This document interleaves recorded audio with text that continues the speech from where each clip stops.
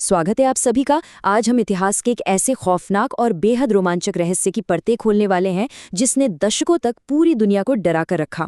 एक ऐसी इन्वेस्टिगेशन जहां प्राचीन मिस्र की डरावनी कहानियों की टक्कर सीधे सीधे आज के मॉडर्न साइंस से होने वाली है। तो बिना वक्त बर्बाद किए चलिए सीधे तूतनखामन के इस मशहूर श्राप की असली सच्चाई तक पहुंचते हैं। अब सबसे बड़ा सवाल यही है कि क्या वाकई एक 3000 साल पुरानी चेतावनी के कारण 1920 के दशक में 22 लोगों की जान चली गई? एक के बाद एक जो ये अजीबोगरीब घटनाएं हुई, उन्होंने उस वक्त पूरी दुनिया को बुरी तरह झकझोर कर रख दिया था। तो क्या ये सच में कोई प्राचीन श्राप था या फिर महज कुछ बहुत ही डरावने इत्तेफाक? सेक्शन 1 द कर्स अवेकन्स, यानी रहस्यमयी मौतों का वो खौफनाक सिलसिला। हमारी ये कहानी शुरू होती है 5 अप्रैल 1923 की एक बेहद सर्द और खौफनाक रात से। मिस्र के काहिरा शहर का मशहूर कॉन्टिनेंटल होटल, वहाँ एक बेहद अमीर ब्रिटिश लॉर्ड बिस्तर पर तड़प रहे हैं। उन्हें अचानक बहुत तेज बुखार आता है और सांस उखड़ने लगती है, और ठीक रात के 1:55 पर वो अपनी आखिरी सांस लेते हैं। और सबसे डरावनी बात बताऊं, ठीक उसी पल, उसी 1:55 पर पूरे कायरा शहर की बत्ती अचानक गुल हो जाती है। हर तरफ बस खूब अंधेरा। और बात यहीं खत्म नहीं होती।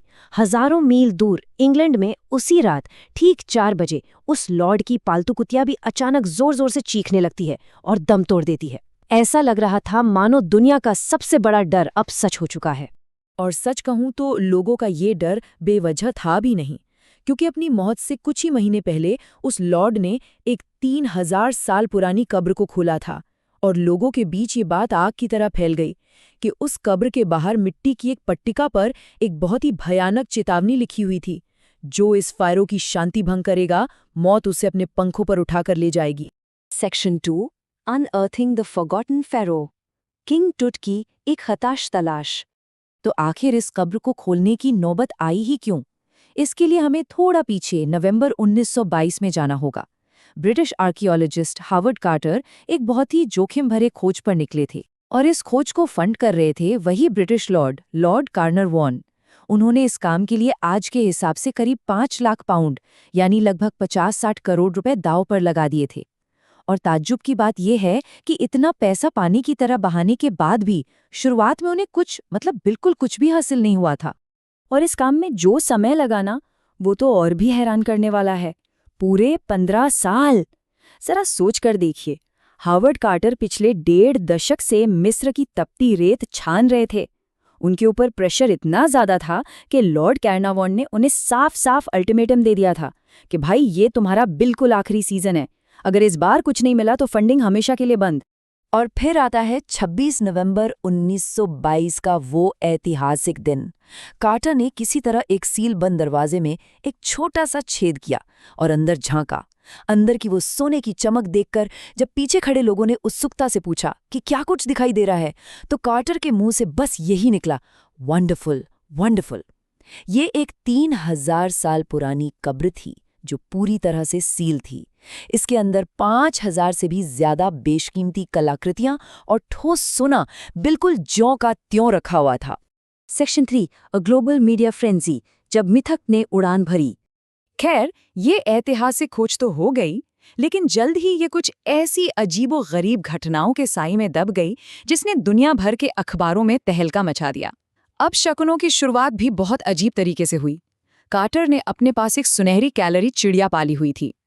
खोज के कुछ ही दिन बाद क्या होता है, एक कोबरा, जिसे मिस्र के राजघरानों का एक बेहद शक्तिशाली प्रतीक माना जाता है, वो कहीं से पिंजरे के अंदर घुसता है और उस चिड़िया को खा लेता है। अब वहां के स्थानीय लोगों के लिए ये एक बहुत ही स्पष्ट संकेत था कि उस मरे हुए राजा का कोबरा कब्र के साथ हुई इस छेड़छाड़ का बदला ले रहा है।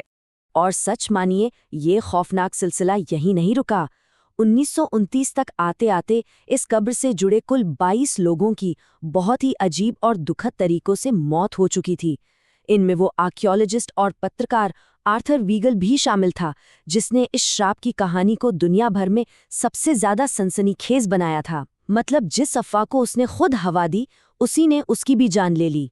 इसके बाद 1926 में एक ऐसी खबर आई जिसने तो सच में सबके रोंगटे खड़े कर दिए।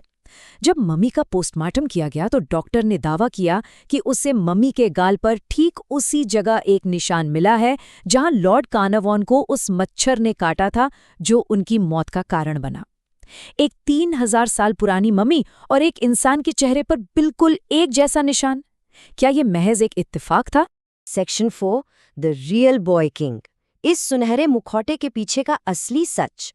अब अखबारों की इन सनसनीखेज सुर्खियों से थोड़ा अलग हटकर अगर हम असली ऐतिहासिक सच्चाई पर नजर डालें ना, तो किंग टुट की असली कहानी बहुत ही अलग और काफी दुखद है। ऐतिहासिक साक्ष्य एक बहुत ही शक्तिशाली और प्रतिशोधी राजा की इस पूरी छवि को एकदम से तोड़ देते हैं। असल में राजघरानों के अंदर ही होने वाली शादियां यानी इन ब्रीडिंग की वजह से ये युवा राजा कई बहुत ही गंभीर जेनेटिक बीमारियों का शिकार था।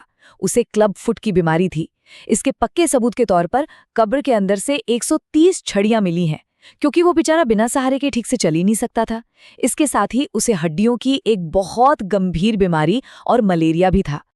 और इस पूरी कहानी की सबसे बड़ी विडंबना तो देखिए, तूतनखामीन की ये कब्र हजारों सालों तक लुटेरों से इसलिए सुरक्षित नहीं रही क्योंकि इसमें कोई जादुई श्राप था, बल्कि इसलिए बची रही क्योंकि उसके बाद आने वाले राजाओं ने उसे इतना महत्वहीन और गैर जरूरी समझा कि उसका नाम ही इतिहास के पन्नों से मिटा दिया। किसी को भनक तक नहीं थी कि वहां कोई कब्र मौजूद भी है। Section 5 science debunks the myth. चलिए अब इस श्राप के धज्जियां उड़ाते हैं। अब हम अपनी इस इन्वेस्टिगेशन के आखिरी और सबसे दिलचस्प हिस्से में आते हैं, जहां विज्ञान और ऐतिहासिक तथ्य मिलकर इस श्राप की पूरी कहानी को एकदम बेनकाब कर देते हैं। सबसे पहला दावा, उस प्राचीन चेतावनी का। तो सच क्या है? सच ये है कि ये पूरी तरह से एक पत्रकार की कोरी कल्पना थी। हुआ ये था कि खुदाई के दौरान जब एक रिपोर्टर ने सिक्योरिटी इंचार्ज से श्राप के बारे में पूछा तो उसने बस एक हल्की सी मुस्कान दे दी और कुछ नहीं बोला। बस फिर क्या था, उस चुप्पी को अखबारों में एक खौफनाक चेतावनी बनाकर छाप दिया गया। असल में वहां ऐसा कोई शिलालेख कभी था ही नहीं। अब दूसरा दावा देखते हैं, काहिरा शहर का वो भयानक ब्लैकआउट। इसकी सच्चाई सुनकर शायद आपको हंसी आ जाए। 1920 के दशक में काहिरा का जो पावर ग्रिड था ना, वो बेहद खराब हालत में था। वहां आए दिन बिजली जाया करती थी।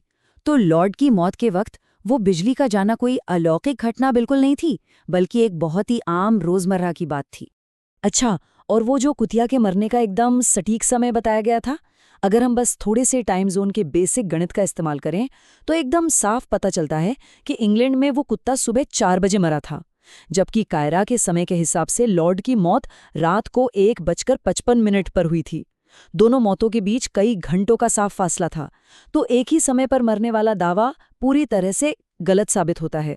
और रही बात मम्मी के गाल पर उस निशान की, वो रोंगटे खड़े कर देने वाली कहानी सिर्फ और सिर्फ मॉर्निंग पोस्ट नाम के अखबार द्वारा गढ़ा गया एक सफेद झूठ था।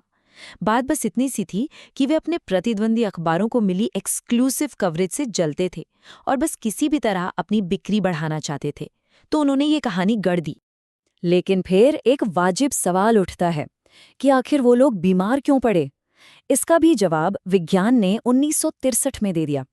प्राचीन कब्रों के अंदर एस्परजिलस नाइजर नाम का एक फंगस हजारों सालों से चुपचाप पनप रहा था। जो लोग भी इसके संपर्क में आए, उनके रेस्पिरेटरी सिस्टम यानी श्वसन तंत्र में गंभीर सूजन आ गई। और सबसे बड़ी बात, इसे बहुत ही आसानी से एंटीबायोटिक्स देकर ठीक किया जा सकता था। तो कोई श्राप नहीं था, इसके पीछे एक पूरी तरह से बायोलॉजिकल कारण था। और अगर अभी भी कोई शक है ना, तो इन आंकड़ों को देखिए। ये इस श्राप के खिलाफ सबसे बड़ा और सबसे पुख्ता सबूत है। जिन लोगों ने सच में उस कब्र को सबसे ज्यादा डिस्टर्ब किया था, उन्होंने असल में एक बहुत ही लंबा जीवन जिया। हावर्ड कार्टर 64 साल तक जिए, लेडी एवलिन 78 साल तक, और जिस डॉक्टर डगलस डेयरी ने मम्मी का पोस्टमार्टम किया था, वो 87 साल की उम्र तक जिए। उस जमाने के हिसाब से इनकी उम्र औसत आयु से कहीं ज्यादा थी। इस पूरे विश्लेषण के आखिर में एक बहुत ही गहरी बात है जो हमें समझनी चाहिए। प्राचीन मिस्र के लोगों का ये मानना था कि कोई भी इंसान सच में तभी मरता है जब उसका नाम पूरी तरह से भुला दिया जाए। दुनिया भर में फैले इस मीडिया के पागलपन ने अनजाने में ही सही उस भूले बिसरे युवा राजा को वो अमरता दे दी जिसकी उसने शायद कभी कामना की होगी। जब हावर्ड कार्टर से इस श्राप के बारे में पूछा जाता था तो उनका बड़ा ही बेखौफ और सीधा सा जवाब होता था, मैं तो अभी भी जिंदा हूं। आज यही बात किंग तूतनखामन पर भी बिल्कुल सटीक बैठती है। 3000 साल तक गुमनाम रहने के बाद आज पूरी दुनिया में शायद ही कोई ऐसा हो जो उसका नाम न जानता हो। यह हमें सोचने पर मजबूर कर देता है कि कैसे सदियों पुराने मिथक हमारी ऐतिहासिक विरासत को एक बिल्कुल नया जीवन दे सकते हैं। तो अब आप ही बताइए, क्या वाकई मिथक कभी मरते हैं?